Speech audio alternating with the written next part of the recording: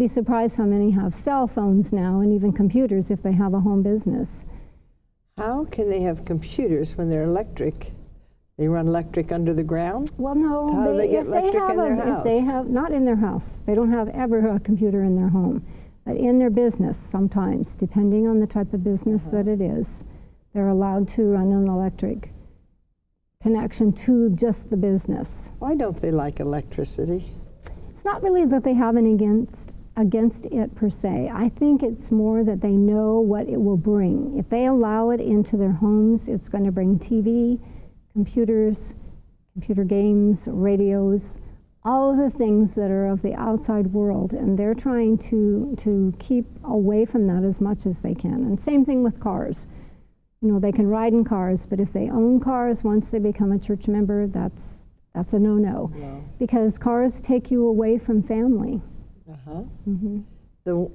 I saw a special that was done by somebody, and it had to do with children when they turn 16. The Rumspringa. Say that out. Rumspringa, which is running around years. The running around years. Why do they do that? They do that to give their kids that free choice, that free will of a decision. They feel like if they keep them and force them to join the church, they might rebel. And by letting them have this free time, and not all the kids who have Rumspringa go wild. Some of them do. They get involved in things they shouldn't. Drugs, but sex, not all do. Stuff, and by giving them the choice, most of them, like 90% of them, will return and join the Amish church. Once they've been out there, they come back home. I think what they see is not all that great. They get a taste of it and get it out of their system, and they're ready to settle down. Wow. Well, she does a whole series of books, and you're going to want to make sure you get them. This is Lydia's Charm, and Amish Widow Starts Over in Charm, Ohio. And you're going to want to have this book and look for her other books, because she has many books. Daughters of Lancaster County, and there's series. You've got all these into series. Lydia's Charm is not a series, it's a standalone. But most of my books are in a 3-book series. Wow. So you want to make sure and get them. I can't tell you what they're about because they don't tell me. You have to read the book. So I just want you to be sure and go and pick up this book, and you'll get some laughter out of it. It's got some romance in it, a lot of humor in it. So go pick up the book. We thank you so much for watching us, and stay with us. We'll be right back in just a minute. See you later. Bye-bye. Widowed and a mother of a 4-year-old boy, Lydia King makes a major move in her life so as to give her and her son the best chance at life. In Lydia's Charm by Wanda Brunstetter, you can follow the story of a woman in an Amish community who desires to bring hope to her mother and move on with her life after suffering the devastating loss of her husband. In this story about family, tragedy, and love, discover encouragement of your own to continue living life for the better days that are ahead. Lydia's Charm is available for this buy-the-book offer of $14.99. Call 888-725-8033 and request offer number 256. That's 888-725-8033. Request offer number 256. Buy the book today.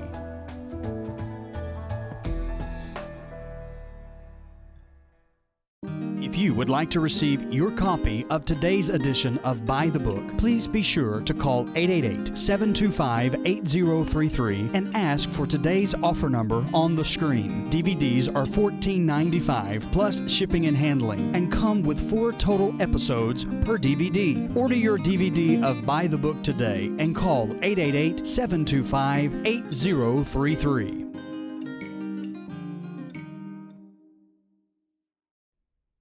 Well, welcome back to Buy the Book. We've been speaking with Wanda Brunstetter, and she writes many stories about the Amish.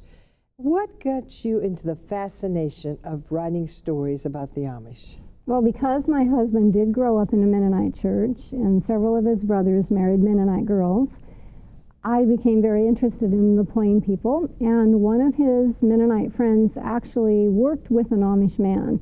The man had a paint contracting business, and my husband's friend was the driver for the van because the Amish couldn't own the van. And so as we met this couple, and I got to know them and really see what they were like on the inside, I got past their clothes and the fact that they drove a buggy, and got to know them personally, I realized there's so much people don't know or understand about the Amish. And when we left their farm that night, I told my husband, when I write my first novel, it will be about the Amish. I want people to understand them and see them as more than a curiosity. How many novels have you written since then? Well, I've written a total of almost 50 now. They haven't 50? all been Amish, but most of them have. And I've written children's books that are centered around the Amish, and cookbooks and devotionals, and some historicals. And I'm sure they love that because that gives them some good reading. So you've been a blessing to them. Yes. Well, Because they do a lot of reading. they do. That's one thing the Amish do a lot of.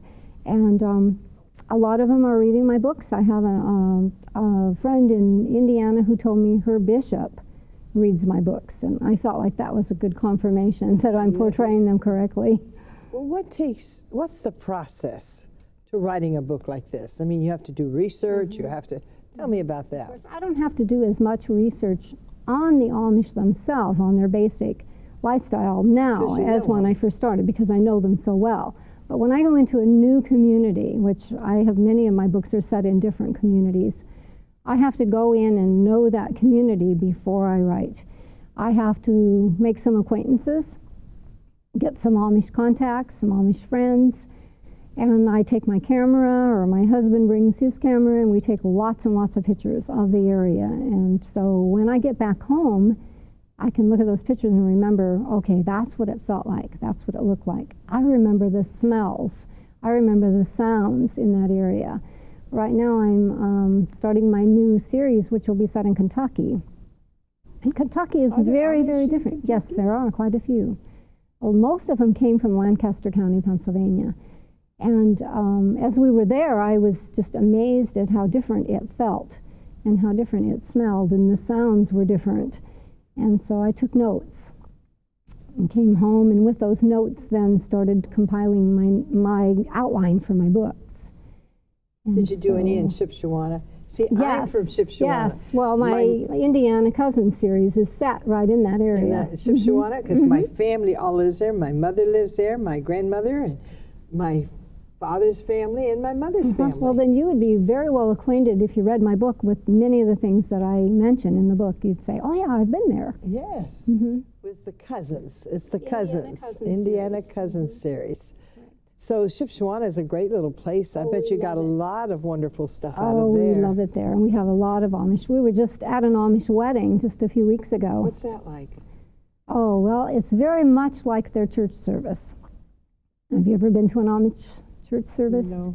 Okay, well, it's 3 hours. I didn't know they let the English come in there. Well, they do. If you have your in, and you get an invitation. I get in with my Uncle Paul Mishler, Mishler's Meats. Okay. And my other uncle drives the Amish, so I All could right. probably Well, you do some have an things in. You with could that. probably get to a wedding real easy. But yeah, 3 hours on a backless wooden bench. 3 hours? 3 hours is their services. Ours are 20 minutes. I know. And of course, the bride and groom do not march down the aisle, and she doesn't wear a bridal veil, and there's no kisses and no ring exchange. Very plain and simple. They have what is very similar to their church service first. They have a sermon by a couple of the ministers and the bishop. And then the couple get up and they say their vows in front of the bishop. That's the only part that's even really similar to our weddings.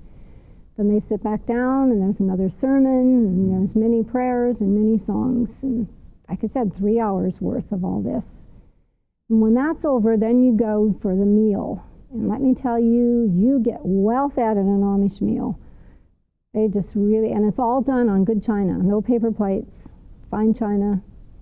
Well, I noticed that they have a